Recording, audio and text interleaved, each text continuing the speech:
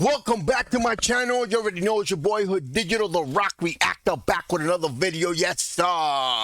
Before I proceed, let me know where you tapping in from. Let me know what country, what city, what mountain, what hill, what cave, what island, what planet, what universe. Let me know where you at.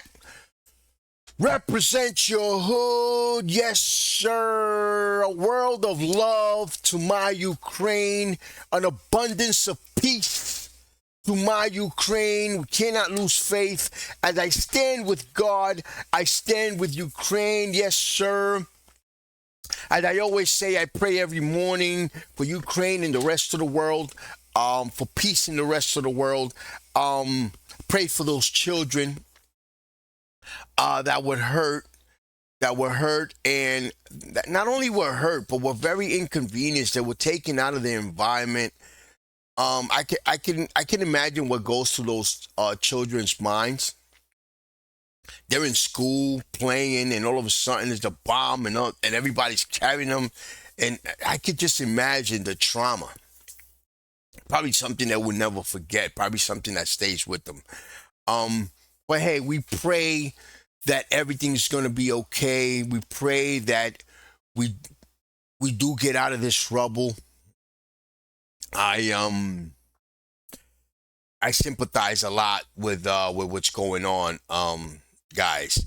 But anyway, let's get right into this, because as I see, Trump has issued some sanctions to two large oil companies, as I see here. Even though that might, how can I say, that might hurt him a little bit, but it's not going to stop him at all. It's not going to stop the Kremlin at all. But anyway, let's get right to it. Let's see how they actually responded, guys. And before we do, if you haven't already, make sure you subscribe to my channel, hit the notification bell, hit the like button. Any donations to my channel will be greatly appreciated. My PayPal account is on the description. Let's see what they have to say, guys. Russia responds after the U.S. hit the country's two largest oil companies with big new sanctions over the war in Ukraine. Russia's foreign minister is now calling that move entirely counterproductive. And we are standing by to hear from Vladimir Putin. Also this morning, oil prices are rising sharply as traders are worried about a squeeze on the global supply that could be coming due to these sanctions. President Trump's actions showing signs that his patience with Vladimir Putin is waning for now. He announced yesterday that he's nixed an anticipated summit with the Russian leader, a meeting that Donald Trump himself was very enthusiastic about just last week after his phone call with Putin. CNN's Claire Sebastian is tracking all of this for us, and there is a lot that has developed overnight. Claire.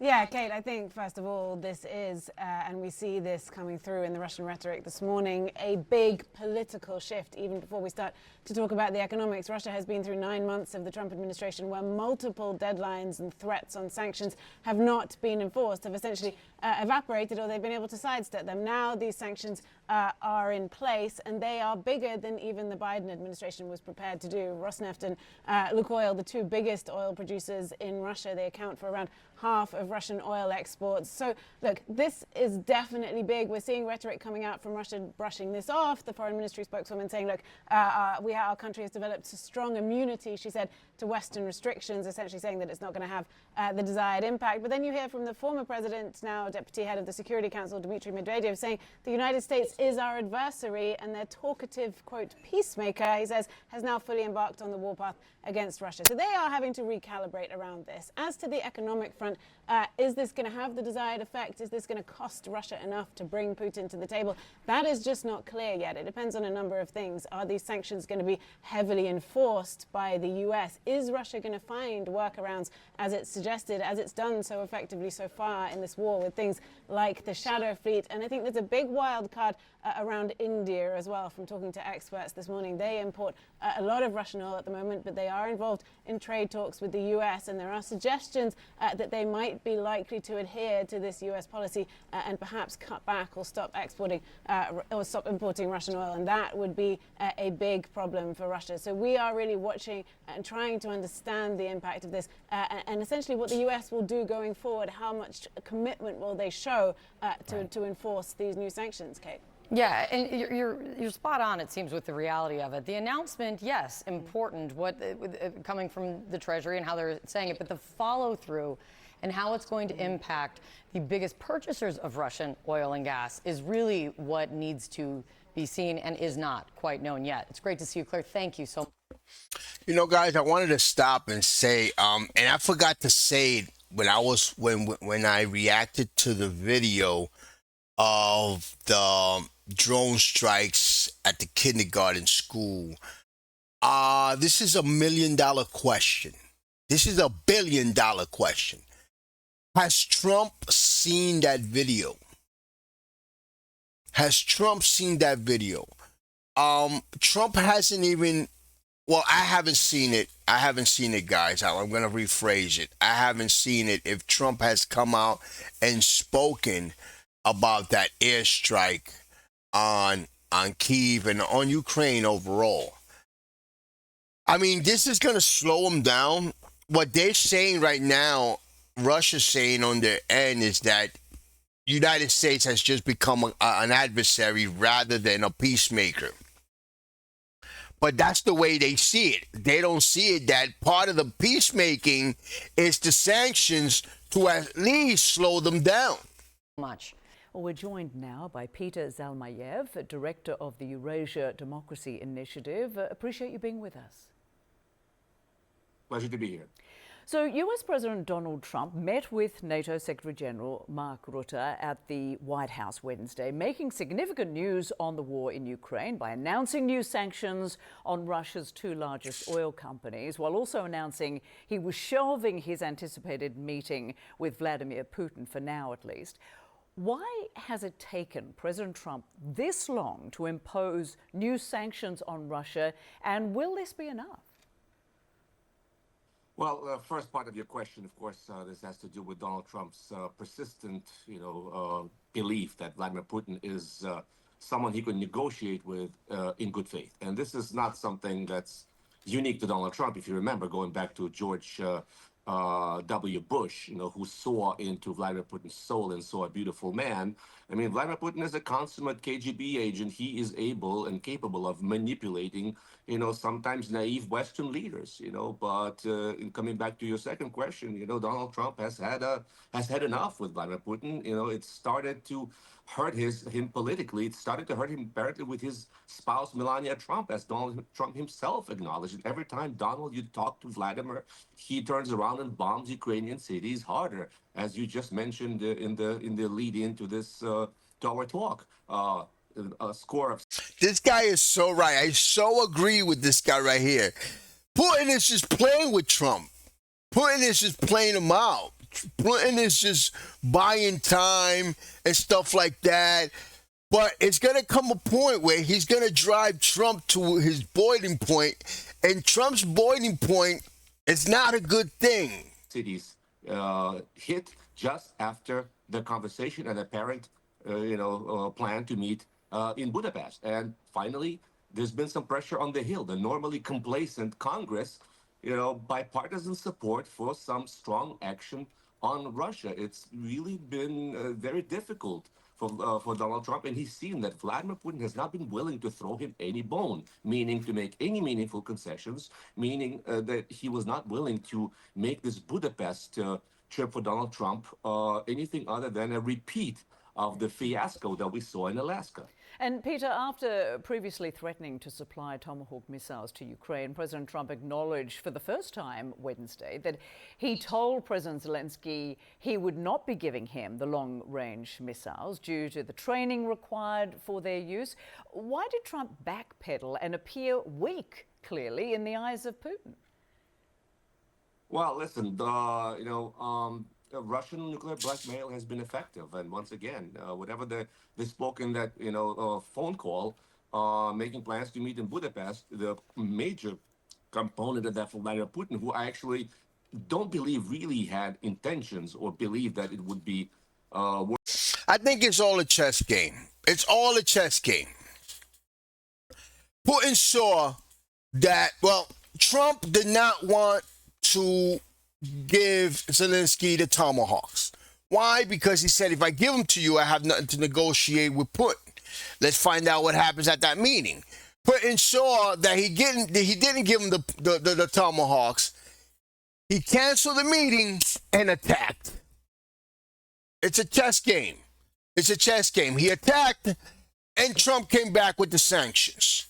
So it's only gonna escalate at this point. worthwhile to meet in Budapest. I think he wanted Donald Trump to stand down on the tomahawk threat because, contrary to what Russians are saying, tomahawks do hurt. They are a serious threat to Russia's ongoing war efforts in Ukraine. In contrast to the sanctions that have been slapped on Russia, which is a good step, but will they force Putin to end this war, sit down and negotiate? Probably not in the near future. We've been here before, Rosemary. We've been here with HIMARS missiles. We've been here with F-16s with the Biden administration. Every time we hear that it's a huge escalation, it will take a long time to train the Ukrainians to use it, and then finally every time we were given those weapons. So I wouldn't put too much stock on this. I think the issue is still very much on the table, but once again, Donald Trump wants to try other tools of pressure before he delivers the tomahawks, because the tomahawks are a clear escalation in this war. And President Zelensky discussed his conversation with Donald Trump about the US president's suggestion to freeze the war along current battle lines. And now Zelensky says this is a good compromise. But that wasn't how he initially felt, was it? What changed his mind?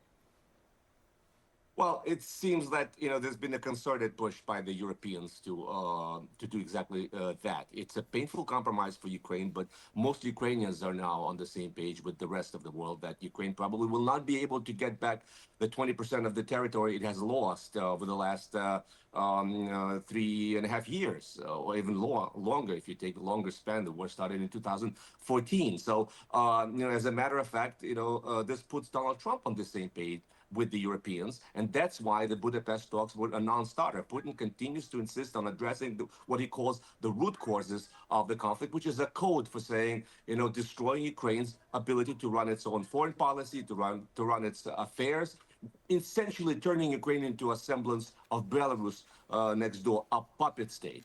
That's why Vladimir Putin is not interested in a ceasefire. He is not interested in genuine peace. He's not interested in any additional territory, any territorial concessions. It's not about territory. It's about controlling Ukraine and essentially annihilating Ukraine as an independent nation and Ukrainians as an independent culture with its own language, etc. Peter Zalmayev, thank you so much for talking with us. We appreciate it. I so agree with this guy. See, that's why Putin hasn't stopped. They have offered Putin to take whatever territory he has gained already. Putin wants to enslave the Ukrainians. He wants to oppress them.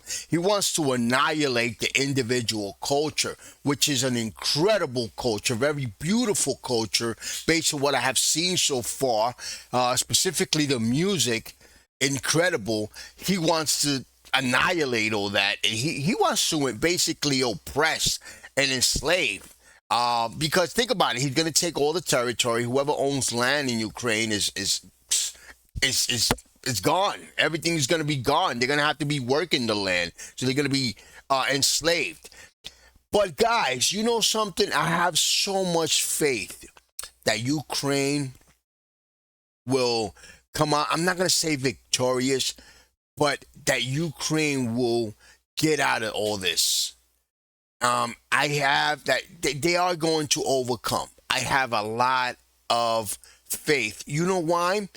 Because Trump is going to reach his boiling point, and those tomahawks are going to have to be used one way or another. They are. Because Putin is willing to go the long way. He's willing to sacrifice everything. He wants all or nothing. It's just that simple, guys. But like I said, guys, all we could do is pray and see where this ends up. I see that President Zelensky has been in talks with other European leaders. Hopefully, he'll get them involved, and hopefully, it's beneficial meetings on Ukraine's benefit. But anyway, guys, you guys already know, man. Subscribe. Let me know what you think. Let me know what's going on. My people from Ukraine, I do read the comments, so please let me know what's going on in Ukraine. How is the children holding up? How's the citizens holding up? How's everything over there? Please let me know, guys. And of course, subscribe to my channel. Hit the notification bell. Hit the like button. Any donations to my channel will be greatly appreciated. My PayPal account is on the description. Love you, Ukraine. Peace, love, and God bless.